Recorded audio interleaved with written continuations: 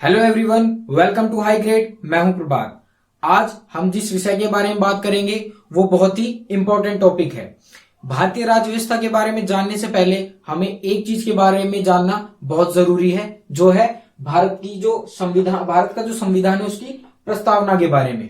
इससे आगे और हम मौलिक अधिकार, हमारे जो कर्तव्य हैं संविधान के, और जो भी स्रोत हैं राज्यसभा, लोकसभा, इन सब के बारे में पढ़ेंगे। लेकिन उससे पहले जो हमारा संविधान का उद्देश्य है, जो संविधान का एक निचोड़ है और उसके बारे में जो बताया गया है वो किसमें, प्रस्तावना में। तो पहले हम इसके बारे में जानेंगे। इसमें जो महत्वपूर्ण जो भी शब्दावली है, किस शब्द को किस रूप में संविधान में शामिल किया गया है, तो उस सब के बारे में हम जानेंगे।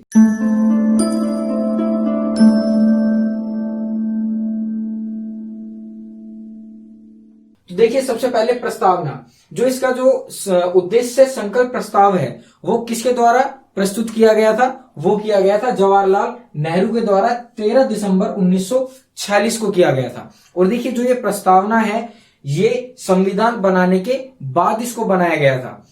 और देखिए, इस संविधान, ये जो प्रस्तावना है हमारी, ये कहां से ली गई थी? ये ली गई है अमेरिका से। अमेरिका ने कहां से ली है? यूएन से। और ऑस्ट्रेलिया से क्या लिया गया हमारी प्रस्तावना में? जो प्रस्तावना की भाषा है उसको ऑस्ट्रेलिया से लिया गया है। और इस प्रस्तावना में देखिए एक ही बार अमेंडमेंट हुआ है। वो कब हुआ है? संविधान संशोधन हुआ था इसमें 42 1976 को। और इस संशोधन में क्या क्या शब्द जोड़े गए थे? वो देखिए 3 शब्द थे। इनके बारे में हम जो इनका अर्थ है वो भी जानेंगे, लेकिन इससे पहले जो शब्द जोड़े गए थे वो जान लीजिए आप।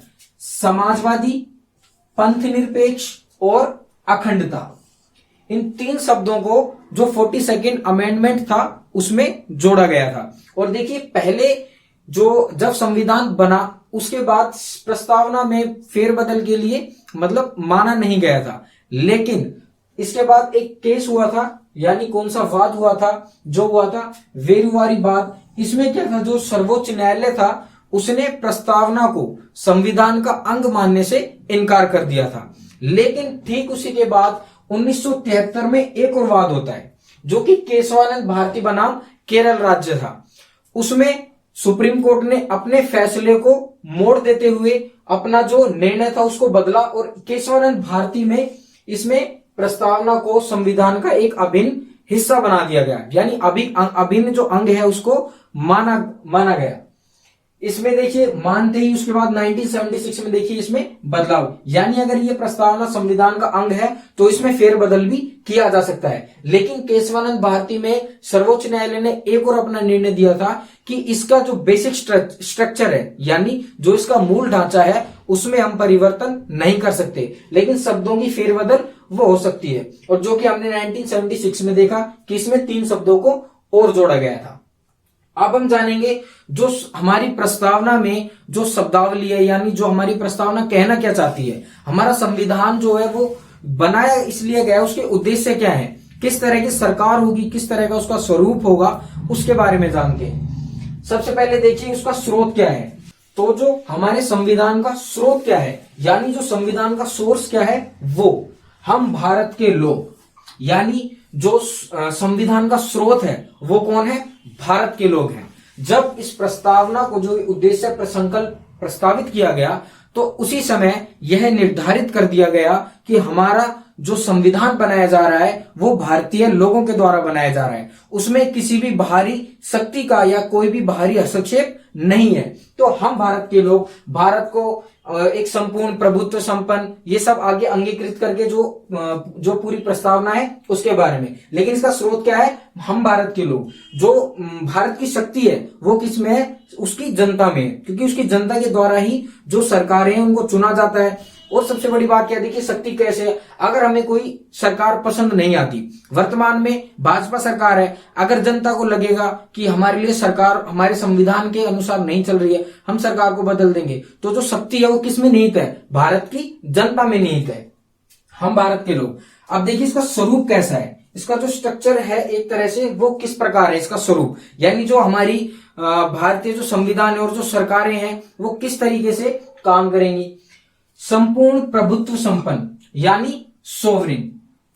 जब प्रस्तावना को बनाया गया, संविधान को बनाया गया, उसमें यह शब्द जोड़ा गया। इसका मतलब क्या था कि अगर वर्तमान या भविष्य में भारत कोई भी अपना डिसीजन लेता है, कोई भी निर्णय लेता है, चाहे वह बाहरी निर्णय हो चाहे वह आंतरिक निर्णय हो, उसमें किसी भी बाहरी शक्ति का हस्तक्षेप नहीं होगा, चाहे अमेरिका हो, चाहे रशिया हो, चाहे अन्य कोई भी देश हो। भारत जो भी अपना निर्णय लेगा वो अपने निर्णय लेने के लिए सक्षम है, वो किसी भी बाहरी शक्ति के दबाव में नहीं आएगा। तो संपूर्ण प्रभुत्व संपन्न, सोवरेन का अर्थ क्या है कि वो अपने कोई भी डिसीजन लेने के लिए मतलब एकदम स्वतंत्र है, उसको कोई भी बाहरी शक्ति दबाव नहीं डाल सकती। तो संपूर्ण प्रभुत्व संपन्न।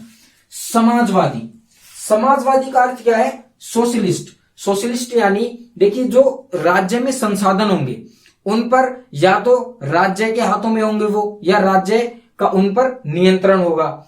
और समाजवादी का अर्थ क्या है कि हम सभी लोगों को एक साथ ऊपर उठाएंगे और सभी के साथ जो समान व्यवहार एक तरह से होगा वो। और ये जो समाजवाद है ये गांधी का समाजवाद है, ना कि जो यूरोप में मार्क्सवाद और सोशलिस्ट पूंजीवाद, जो उसमें क्या था, उसमें एक वर्ग संघर्ष की स्थिति को दर्शाया गया था। लेकिन यहां पर वर्ग संघर्ष की स्थिति नहीं है। यहां पर क्या है कि सभी को हम समान रूप से उठाएंगे और जो राज्य है वो संसाधनों का समान वितरण करेगा और सभी के जो जीवन है उसको हम एक अच्छे स्तर पर लेकर आएंगे। तो समाजवादी का अर्थ, सोशलिस्ट का आप समझ गए होंगे कि समाजवादी का अर्थ क्या है। पंथ निरपेक्ष, पंथ यानी किसी कोई धर्म एक तरह से, निरपेक्ष यानी जो हमारा राष्ट्र होगा वो पंथ निरपेक्ष होगा। देखिए ये एक तरह से भारत में देखिए जनता जो है, जो बहुसंख्यक है वो हिंदू हैं, अल्पसंख्यक यानी जो माइनॉरिटी है अलग अलग धर्मों के लोग हैं। लेकिन फिर भी हमारा संविधान सभी लोगों को एक तरह से ट्रीट करता है। ना ही भारत हिंदू राष्ट्र है और ना ही किसी एक धर्म को विशेष दर्जा देता है। ये बहुत बड़ी बात है। ये भारत की एक खूबसूरती को दर्शाता है, हिंदुस्तान की खूबसूरती को दर्शाता है कि हमारे अगर देश में कोई एक धर्म के अगर कुछ % लोग भी होंगे तो हमारा संविधान, हमारा कानून उसके साथ समान व्यवहार करेगा, ना कि किसी भी प्रकार का भेदभाव करेगा। तो पंथ निरपेक्ष यानी सेक्युलर, यानी हमारा जो देश है और हमारा जो संविधान है वो किसी भी एक धर्म को ना तो बढ़ावा देगा और ना ही किसी एक धर्म के लिए कानून व्यवस्था ये सब नहीं करेगा। और इसके बारे में देखिए और कहां पर भी बताया गया है, ये बताया गया है 25 से 28 मौलिक अधिकारों में। ठीक है, 25 से 28 क्या बताया गया है कि धार्मिक स्वतंत्रता का अधिकार, यानी कोई भी व्यक्ति किसी भी धर्म को अपना सकता है, किसी भी धर्म का पालन कर सकता है और मतलब उसको फ्री छोड़ दिया गया है एक तरह से। तो पंथ निरपेक्ष का अर्थ क्या है कि हमारे देश का कोई भी एक विशेष धर्म नहीं है, हर धर्म को समान दर्जा देता है। कौन? भारत। पंथ निरपेक्ष। अब है लोकतंत्रात्मक, यानी जो डेमोक्रेटिक, यानी जो हमारे देश में सरकारें हैं वो लोकतंत्रात्मक होंगी। हमारा जो संविधान है वो यह कहता है कि वंशानुगत भी नहीं कि या किसी को एक बार से बना दिया राष्ट्रपति या प्रधानमंत्री तो आजीवन वो रहेगा, नहीं। सरकार के पास जो जनता है उसके पास शक्ति है कि वह अपने अधिकार से, अपने वोट से जो सरकार है उसको चेंज कर सकती है। लोकतंत्रात्मक, इसका एक उदाहरण देखिए, वयस्क मताधिकार, जो कि भारत में रहने वाले हर एक व्यक्ति को दिया गया है, यानी वो क्या है? वोट देने का अधिकार। तो चाहे कोई अमीर व्यक्ति है चाहे कोई गरीब व्यक्ति है, सभी को एक वोट देने का अधिकार है, यानी डेमोक्रेटिक कंट्री है जो भारत है। तो लोकतंत्रात्मक का अर्थ क्या है कि यहाँ पर जो लोगों के द्वारा ही यानी सरकारों को चुना जाता है, लोगों का तंत्र है एक तरह से, लोगों का शासन है एक तरह से। गणराज्य, गणराज्य रिपब्लिक, यानी हमारा भारत देश क्या है? रिपब्लिक है, गणराज्य है। इसका अर्थ क्या होता है कि देखिए जैसे हमारा देश है, हमारे देश में जो सर्वोच्च पद क्या है आप सबको पता होगा, राष्ट्रपति है। और राष्ट्रपति को हम प्रत्यक्ष या अप्रत्यक्ष रूप से चुनते हैं, यानी उसका चुनाव करते हैं, नियुक्त करते हैं। ऐसा नहीं है कि मान लीजिए आज वर्तमान में जो राष्ट्रपति हैं अगर वो अपने पद से, अगर उनकी जो पदावधि है वो समाप्त हो जाती है तो उनके बेटे भी राष्ट्रपति बन जाएंगे, नहीं। अगर उनका कार्यकाल समाप्त होगा तो दोबारा जो प्रोसीजर है उसी के हिसाब से जो राष्ट्रपति का पद है उसको फिर से भरा जाएगा। गणराज्य यानी रिपब्लिक है, वंशानुगत नहीं है ब्रिटेन की तरह कि वहां पर वंशानुगत है जो सर्वोच्च पद है, लेकिन भारत का जो सर्वोच्च पद है वो वंशानुगत नहीं है, यानी रिपब्लिक है, वो गणराज्य है। तो इन शब्दों का अर्थ आप समझ गए होंगे। और देखिए इन शब्दों की जो महत्वता है वो बहुत अधिक है। इन शब्दों में ही हमारा जो भारत है उसका जो संविधान है उसकी जो महत्वता है वो छिपी हुई है। किस तरह से हमारा संविधान कार्य करेगा, किस तरह से वह लोगों को ट्रीट करेगा, किस तरह से समानताएं स्वतंत्रताएं दी जाएंगी, ये सब किसमें संविधान में दिया गया है। तो संविधान को पढ़ने से पहले हमें प्रस्तावना को पढ़ना बहुत जरूरी है। अब देखिए हमारी जो प्रस्तावना है वो उद्देश्य को भी बताती है कि जो सरकारें होंगी वो किस तरीके से काम करेंगी, उनका उद्देश्य क्या होगा। तो देखिए उनका उद्देश्य क्या होगा, न्याय देना। किस तरीके के न्याय की बात करते हैं प्रस्तावना में, सामाजिक, आर्थिक और राजनीतिक न्याय के बारे में, सोशल, इकोनॉमिक और पॉलिटिकली जो जस्टिस है वो देने की बात करता है कौन, प्रस्तावना। और देखिए अगर आपसे क्वेश्चन पूछा जाए कि प्रस्तावना में कितने प्रकार की न्याय की बात की गई है, तो 3 प्रकार के न्याय की बात। और ये सीक्वेंस से आपको याद रखना है, सामाजिक, आर्थिक और राजनीतिक। ये भी हो सकता है कई बार क्वेश्चन की आप ये बताइए सबसे पहले किस न्याय की बात है, तो 3 तरह ये सीक्वेंस से आपको याद रखना है। स्वतंत्रता, तो देखिए स्वतंत्रता यानी कितने प्रकार की स्वतंत्रता के बारे में बात की गई है, 5 प्रकार की स्वतंत्रता के बारे में। विश्वास, बिलीफ, धर्म की स्वतंत्रता, उपासना, वर्शिप की स्वतंत्रता, और किसकी स्वतंत्रता, ये आप मुझे कमेंट बॉक्स में कमेंट करके बताएंगे कि और जो 2 स्वतंत्रताएं बताई गई हैं वो और कौन सी स्वतंत्रता है। आपको मैंने 3 बताई है, उपासना, धर्म की स्वतंत्रता और विश्वास की स्वतंत्रता। व्यक्ति की गरिमा, व्यक्ति की गरिमा, राष्ट्र की एकता और अखंडता को बनाए रखने के लिए हम बंधुता को यानी भाईचारे को बढ़ावा देंगे। जो व्यक्ति की गरिमा है उसको भी हम बनाए रखेंगे, और जो हमारी राष्ट्र की एकता है और अखंडता है उसको बनाए रखने के लिए जो भाईचारा है हम उसको भी बढ़ावा देंगे। उसमें किसी भी प्रकार की हम कमी नहीं आने देंगे।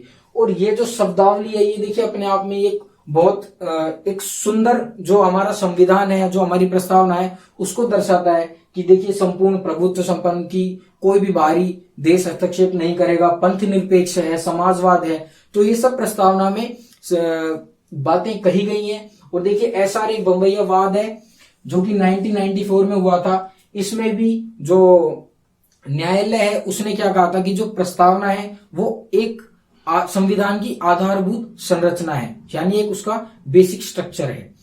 ठाकुरदास भार्गव का भी कहना था कि जो प्रस्तावना है वह संविधान की एक आत्मा की तरह है। के एम मुंशी का भी क्या कहना है, उनका भी कहना यह है कि जो प्रस्तावना है वो हमारे देश की या फिर हमारे संविधान की एक जन्म कुंडली की तरह है।